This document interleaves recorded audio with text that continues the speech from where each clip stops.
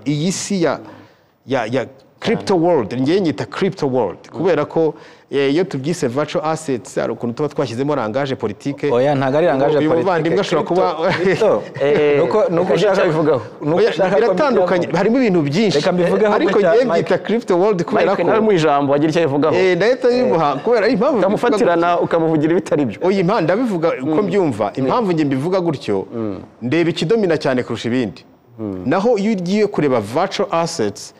ni ibintu byinshi cyane ariko nge ndeba ama business adomina cyane kurusha yandi tugiye muri fintech harimo n'ibintu byinshi cyane birumvikana ama business atandukanye ariko muri iyi si reka nge nibande muri crypto world kuko ibi bizakora no kuri izi business zitandukanye yego crypto irimo harimo n'izindi zitandukanye nibanze nge kubyo mbamo harimo nyine dukeneye abantu benshi bakeneye ubumenyi ndayambaje dusobanurire wa mugani harimo crypto n'ibiki n'ibiki okay iyo tuvuze virtual asset ubundi nituvuga crypto mwese mumaze kujya muri domaine y'ikoranabuhanga harimo ijambo cryptography yes riri muri ya technology ya blockchain ariko twebwe muri principe nyinshi twagiye dusoma z'ibigo international standard setting bodies hari naho bakubwira ngo ube technology neutral kuko wereba service urimo gutanga wayitangira muri blockchain yaba ari cryptography yaba atariyo ariko it is the same service you are offering niyo mpamvu rero twebwe tuvuga ko bishobora kujya hanze ya crypto mu gihe reka nkwe nk'urugero nk'ubu nubwo turimo turavuga tokenization ya real world assets ushobora kuyitokenizinga utayikoresha wenda na blockchain ugashaka indi technology ni urugero ntanga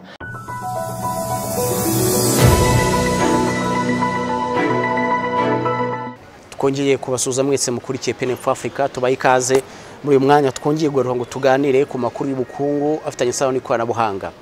murabizi ko muhe bishize hasohotse umushinga w'itegeko urebana n'umutungo mu by'ikoranabuhanga ari byo bizwi nka virtual asset ahangaha hariho hakaba kuyemo ibintu byinshi cyane abantu bakeneye gusobanukirwa akaba ariyo mpamvu tuba dukora ibiganiro nk'ibi ngibi kugira ngo twungurane ubumenyi dusangire amakuru kugira ngo tubashe kumenya byinshi muri iyi si y'ikoranabuhanga iyi virtual asset abenshi babyita isi ya crypto ikindi abantu bakwiye kumenya nuko iyi virtual asset uyu mushinga w'itegeko uzatanga amahirwe ku bantu bashaka gushora imari muri ibi bintu bya technology yaba ari technology ishingiye kuri blockchain ari byo twita bya cryptocurrency muri rusange ndetse n'ibindi bisano nabyo harimo kandi guha amahirwe abantu bashaka kuba babyaza umusaruro ibi bikorwa by'ikoranabuhanga ariko mbere kugira ngo tugaruke kuri uyu mushinga w'itegeko kuko mbazaniye amakuru mashyashya bitewe n'ikiganiro narayingiranye na bamwe mu basesenguzi b'uyu mushinga mpereye kwitwa Jerome Ndayambaje uyu nguyu ni umukozi mu kigo Capital Market Authority ni urwego rw'igihugu rushinzwe kugenzura isoko ry'imari n'imigabane mu Rwanda akaba ari nabo bakoze uyu mushinga w'itegeko uyu mugabo rero mu byo twaganiriye yavuze byinshi ariko kandi no ku ruhande rwa banki nkuru y'igihugu nk'urwego nyine rukora regulation ijyanye n'ifaranga aho riva rikagera ryo mu Rwanda nabo bakoze kuri uyu mushinga w'itegeko mu Rwanda ubu ngubu kiriho no gukusanya ibitekerezo by'abantu batandukanye buri muntu wese wifuza gutanga ibitekerezo ari nayo mpamvu nawe udukurikiye na gushishikariza gutanga ibitekerezo kuri uyu mushinga w'itegeko kugira ngo amahirwe ari muri cryptocurrency amahirwe ari muri virtual assets tube twabyaza umusaruro dufatanyije twese hamwe tukazamura ubukungu bwacu giti cyacu ndetse no ku bavandimwe bacu muri rusange kuko byaba byiza ubundi twese duteye imbere byaba byiza twese tubashije kugira icyo tugeraho tukava mu bukene tukajya mu cyiciro cyisumbuye cy'ubukire hanyuma rero ibitekerezo byanyu rero birakenewe kuri umushinga w'itegeko kuko hashyizweho uburyo bwo kohereza email uburyo bw'inyandiko bikazatanga ibitekerezo bitarenze ku itariki 14 ni tariki 14 z'ukwezi no kuvuga ngo ni ku itariki 14 bizaba ari ku wa gatanu w'icyumweru kizaza no kwandika igitekerezo cyawe ukacyohereza kuri email yitwa ngo ni virtualassets@cma.rw ibitekerezo byawe rwose ubitange ariko bitange bamaze gusoma itegeko iri tegeko uyu mushinga w'itegeko ushaka kuwubona ni draft law regulatinga ubucuruzi bufitanye isano na virtual assets cyangwa se bufitanye isano na cryptocurrency iri tegeko wajya ku rubuga rwa Capital Market Authority akadomorwa ukaba wajya muri file admin ukaba wadownloadinga uwo mushinga w'itegeko hanyuma ukabona kuza gutanga igitekerezo. Nari kubabwira ko hari ibiganiro nagiranye na bamwe mu basesenguzi bafitanye isano n'uyu mushinga w'itegeko, rwose bambwiye ibintu bishyashya, twaganira ibintu bishyashya. Abo wenda batabashije kuri icyo kiganiro mushaka kugikurikira ku rubuga rwa RBA, kuri YouTube channel ya RBA Cyanyuzo live, murajya kuri kategori ya live ku rubuga rwa Rwanda Television cyangwa se ku rubuga rwa Rwanda TV. Muri icyo kiganiro naganiriye na Jerome Ndayambaje, uyu nguyu akaba ashinzwe gukora ubusesenguzi mu guhanga ubushya mu ikoranabuhanga muri iki kigo twita Capital Market Authority, ari cyo gishinzwe ubugenzuzi bw'isoko ry'imari n'imigabane. Jerome Ndayambaje yarari kumwe n'umugabo witwa Mike Karangwa. Mike Karangwa nawe umunyamakuru nakwita ko amaze iminsi muri ibintu bya crypto ndetse no mu bijyanye n'ubukungu muri rusange. Yaje rero adufasha gusesengura uyu mushinga w'itegeko. Mu byo rero namenye nuko uyu mushinga w'itegeko uko tuwubona barabyita ngo ni virtual asset. Ni virtual asset. Ariko amakuru mfite nuko ibi bya virtual asset bishobora no guhinduka. Uko niba tuvuga ngo ni draft law regulating virtual asset business in Rwanda, amakuru mfite nuko bashobora kuzana bihindura rwose izina rikanahinduka bakabyita wenda draft law regulating cryptocurrency in Rwanda. N'urugero ngo hayi ibyo bizaturuka mu bitekerezo byanyu, mu bitekerezo by'abanyarwanda, mu bitekerezo by'abantu bose bazaba batanga ibitekerezo kuri iyi ngingo. Ikindi nuko mu ngingo nyinshi cyane ziri muri uyu mushinga w'itegeko, ni umushinga w'itegeko muremure, ntabwo ari itegeko ritoya, kuko nahoze nsoma iyi draft ifite page 23, ntabwo ari na page nyinshi. Izi page 23 wazisoma rwose ukagira byinshi umenya uko basobanura byinshi. Ariko by'umwihariko muri rusange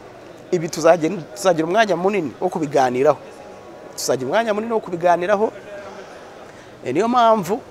mu minota mikeya dufite twifuje kugira bimwe mu by'ingenzi mu byo twaganira muri iki kiganiro namwe mwumva, hanyuma nyuma yaho nkaza mbasezera. Reka tube twumve gato abatumirwa bacu naraye ntumiye nijoro muri studio za televiziyo y'u Rwanda, naraye ntumiye kuri wa kane, ibyo batubwiye cyangwa se impaka bagiye, hanyuma turagaruka mu kanya. Ni bya bindi tuvuga ngo abantu tubagaye gutinda, nahajya tubagaye gutinda cyangwa tubagaye guhera, tubagaye gutinda, sinzi baravuga ngo ntubagaye guhera, bagaye gutinda. Bashaka gutinda ariko baratinze, ariko aho bitangiye kugera navuga ko ari byiza, kuko hashize nk'imyaka igera kuri 3 iki kiganiro abantu benshi bakiganiraho buri munsi. Ikindi navuga cyiza ku Rwanda, navuga ko it's very wise kuba u Rwanda rugiye gushyiraho itegeko nk'iri, kuko icyambere rishobora gukurura aba investors nk'uko bamaze kubivuga. Hari abantu benshi bashobora kureba umutekano wo mu Rwanda, infrastructure zirahari, dufite electricity ihagije, nubwo nabonye ibya mining ibyo bitazaba birimo nabyo bibujijwe, harimo prohibitions, ngira ngo abantu baze kubisoma barebe. Ariko abantu bakareba kuri iyo stability u Rwanda rufite, iyo visibility u Rwanda rufite, bakahatangiza ibigo byabo bikora business ya virtual muri bijyanye na ibyo ntekereza ko ari byiza. Hari ibihugu byinshi byamaze kubikora, za Singapore zirabikora, za Malaysia zirabikora, banatanga visa yewe ishingiye kuri ibyo gusa. Urumva abantu bakajya visa special ishingiye kuri iki kugira ngo bajye bashinga ibyo birwa. Ku Rwanda rero nacyo ni ikintu cyiza kuko kizatuma trust yiyongera cyane muri iyi domain, muri iyi business. Trust yiyongere haba ku mu consumer abazi ko amafaranga yashyizemo, niba yashyize mu kigo kiri regulated hano mu Rwanda ari umunyarwanda, niyo yaba ari umunyamahanga abazi ko itegeko rimurengera. Ikindi bizaca n'akaduruvaye kuko urebye n'ibihano birimo ntabwo byoroshye bapropose, ntabwo byoroshye kuko naraho nabonye bashaka guca abantu miliyoni 10, bari miliyoni 30 kugera kuri miliyoni 50. Ni amafaranga atari make. Aya ni make cyane. Urumva? Ku bantu bari muri iyi business ntabwo ari menshi. Ariko nanone igihano si ngombwa ngo kibe kinini kugira ngo kigire effect. Icyangombwa niyo garde-fou. Harimo n'ibindi byinshi nabonye biteganyijwemo. Rero ku bwanjye navuga ko u Rwanda rutangiye gutera intambwe nziza kuko nta hantu twanabikwepera. Kuko tutabikoze abanyarwanda n'ubundi barabikora, bazafungura amakampani babikorera ahandi. rimwe na rimwe usange banabihombeyemo kandi u Rwanda ruba rugomba guproteja abanyarwanda bakanabigisha no kwigisha nicyo navugagaho iri tegeko muri izi nzira zose zirimo ntekereza ko ari inshingano ya CMA na BNR nk'abaregulators yo kwigisha abanyarwanda kugira ngo basobanukirwe ibi bintu cyane basobanukirwe n'itegeko igihe rizaba rimaze kugera hanze ntekereza ko bakwiye gukora campaign njya mbona CMA ikora amakompetisiyo y'abanyeshuri mu bigo bitandukanye baheraho batangire kugenda bigisha ahantu biganiro nk'ibi kugira ngo abantu basobanukirwe neza iyi si ya crypto world ngiye nyita crypto world kubera ko iyo tubyise virtual assets ari ukuntu tuba twashyizemo rangaje politique oya ntago ari rangaje politique ubuvandimwe ashobora kuba nuko ushaka bivugaho biratandukanye harimo ibintu byinshi ariko ngiye mbyita crypto world kubera ko nawe mu ijambo wagira icyo bivugaho ndahita bimuha kubera impamvu ukamufatirana ukamuvugira ibitari byo oya impamvu ndabivuga uko mbyumva impamvu ngiye mbivuga gutyo ndeba ikidomina cyane kurusha ibindi naho iyo ugiye kureba virtual assets ni ibintu byinshi cyane ariko ngiye ndeba ama business adomina cyane kurusha ayandi tugiye muri fintech harimo n'ibintu byinshi cyane birumvikana ama business atandukanye ariko muri iyi si reka ngiye nibande muri crypto world kuko ibi bizakora no kuri izi business zitandukanye yego crypto irimo harimo n'izindi zitandukanye nibanze ngiye kubyombamo harimo nyine dukeneye abantu benshi bakeneye ubumenyi ndayambaje dusobanurire wa mugani harimo crypto n'ibiki okay iyo tuvuze virtual asset ubundi nituvuga crypto mwese mumaze kujya muri domaine y'ikoranabuhanga harimo ijambo cryptography yes riri muri ya technology ya blockchain ariko twebwe muri principe nyinshi twagiye dusoma z'ibigo international standard setting bodies hari naho bakubwira ngo ube technology neutral kuko wereba service urimo gutanga wayitangira muri blockchain yaba ari cryptography yaba atariyo ariko it is the same service you are offering niyo mpamvu rero twebwe tuvuga ko bishobora kujya hanze ya crypto mu gihe reka nkwe nk'urugero nk'ubu nubwo turimo turavuga tokenization ya real world assets ushobora kuyitokenizinga utayikoresha wenda na blockchain ugashaka indi technology ni urugero ntanga ariko wenda uyu munsi tokenization tuzi iraba iri muri blockchain ariko ejo ni hazindi technology blockchain yaje ejo bundi ejo zirimo ziragenda ziza ari nyinshi icyo gihe tokenization tuzayireka ni hazindi technology idafite cryptography ibintu twakoraga tuzabira aho niho ndashaka kwibaza rero ndavuga ngo ndaza kukikubaza impamvu rero itegeko ntago rizaba riri technological neutral mureka banza soza igitekerezo nicyo ndashaka kumubaza impamvu rero impamvu ahubwo n'iki kiganiro ntashaka ko ariho tujya cyane kuko ubundi twigambire kuri secular keneye ibitekerezo wowe ibyo bitekerezo byawe byo utanga niba byaba ari technology neutral niba what ibyo ngibyo nibyo tuzasuzumira hamwe tumaze kubyakira noneho tukanzura nakubwiye ngo birashoboka no intuza titre yahinduka aho ngaho rego ibyo twakoze n'ibira twabikoze ko nukuri tugiye kwakira ibitekerezo by'abantu Mike azaza tubwira ati ibintu ni crypto abitwemeze natwe tugira iki kiganiro n'abandi noneho turebe igikwiriye kibereye abantu bose bari cyo dukoresha icyo cyo ndagisobanukiwe nayo kuko ibaye technology neutral ni byiza kuko imwe mu mbogamizi ikomeye ibihugu nka Nigeria yigeze guhura n'icyo kibazo kuko technology ihindagurika buri munsi rero icyo cyo nikitabwaho ntekereza ko bizaba ari ibintu byiza cyane reka mbaze bundi Jerome muri Capital Market Authority musanzwe ubundi mutanga uburyo bwo kuha abantu uburenganzira cyangwa se ubasha gutanga ibitekerezo ku mategeko mutegura cyangwa nuko ari umwihariko w'iyi technology turi kuganiraho okay ntago turamara igihe tubikora muri ubu buryo ariko igihe gito tumaze tubikora twabonye ko ari byiza cyane kubera ko niba ugiye gukora itegeko ritareba umuntu umwe cyangwa babiri cyangwa ritareba ikigo kimwe rireba abantu bose nk'ukuntu bagusobanuriye ni byiza ko wakira ibitekerezo byabo bose rero ni urugendo tugitangira si ukuvuga ko ari uko kuva kera byakorwaga ariko tumaze iri ni itegeko ndumva hari n'amabwiriza duherutse gukora tuyashyira kuri website yacu duhamagaza ibitekerezo kandi byarafashije cyane ndumva ni practice nziza dutangiye kandi ntekereza ko dushobora gukomeza kuko nk'ibi bitekerezo bya Mike Karangwa ntago nari kubibona n'iby'abandi barimo batwoherereza ntekereza ko rero Mike bazanandika email aza no muri iyo nama ya video yazaza rwose kugira ngo numve biba biri byiza iyo bimenye sirite nk'umunyamakuru ikindi nk'umuntu ukorana kenshi n'abantu bari muri iyi domaine iyo bimenye biba byiza hari n'ukuntu ushobora kwenteresa umuntu wakorera gahanda ukambwira ati ariko burya aho ngaho uri ko nta mategeko mufite aguprotectinga kuki utaza aha ngaha noneho hari n'itegeko rizarinda ibyawe uri gukora iyi ni gahunda twatanye ntekereza tuzakomeza nabonye ari nziza n'abantu barimo barabishima batwandikira batubwira ko ari byiza ko abantu bose babigiramo uruhare ntawe duheje kandi gahunda y'u Rwanda mu bintu byinshi mujya mubona ko umuturage bamuha umwanya yuko rwose agira uruhare mu bimugirirwaho mu bimukorerwa akabigiramo uruhare rero natwe ni uwo mujyo twatangiye kandi turabona ko ari ibintu byiza tuzakomeza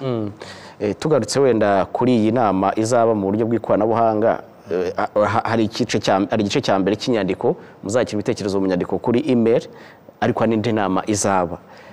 murabona atari igihe gito mwatanze kuko ibyo bitekerezo by'inyandiko muzasoza kubyakira ku itariki 14 hanyuma iyo nama ku itariki 17 bivuze ko ibitekerezo mubisoje murabona atari igihe gito mwatanze ibitekerezo mubikusanyije ntago ari igihe gitoya natwe dufite buriya tuba tugendera kuri gahunda ihari yo kugira ngo itegeko rikorwe rirangire tuba dufite igihe tugomba gukora ariko igihe cy'ibyumweru 2 kirahagije ukurikije igihe twabikoreye kuwa mbere kugera kuri uwo gatanu tuzaba twakira ibitekerezo kuwa mbere ukurikiraho tugakora ya nama ahubwo wenda bavuga ngo twebwe twihaye akazi kenshi kuko bya bitekerezo byose kubikusanya muri weekend ukagira icyo bivugaho mu gihe uzaba uri mu nama na akazi katazatworohera ariko ku bandi bose bo nta kibazo bafite ibitekerezo tuzarangiza kubyakira kuwa gatanu kuwa mbere dukora inama